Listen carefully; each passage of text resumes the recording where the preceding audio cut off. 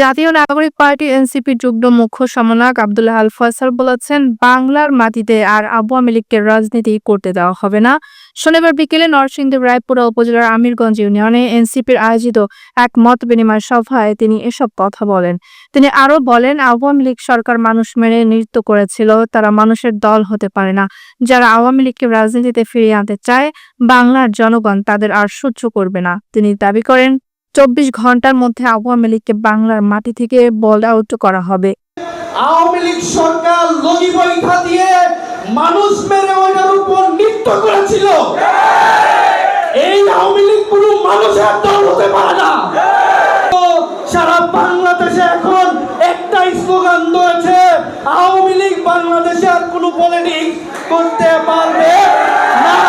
তাদের রাজনীতি করার কোনো ক্ষমতা নাই, কোনো যোগ্যতা নাই করে ফেললো। আমরা কিন্তু 17 বছরে দেখেছি কিভাবে শেখ হাসিনা বাকশাল গঠন করেছে। একটা মানুষ রাস্তায় কথা বলতে পারে নাই, একটা মানুষ তাদের অধিকারের জন্য কথা বলতে পারে নাই। তাহলে 17 বছরে আমরা দেখেছি যে দ্রব্যমূল্যের যে ঊর্ধ্বগতি ছিল, কিন্তু মানুষ মুখ ফুটে রাস্তায় নেমে বলতে পারে নাই যে আমরা চাল কিনে খেতে পারি না, তরি তরকারি কিনে খেতে পারি না। এটা কি একটা মানুষ বলতে পারে না? এটা কি সাধারণ জনগণ বলতে পারে না?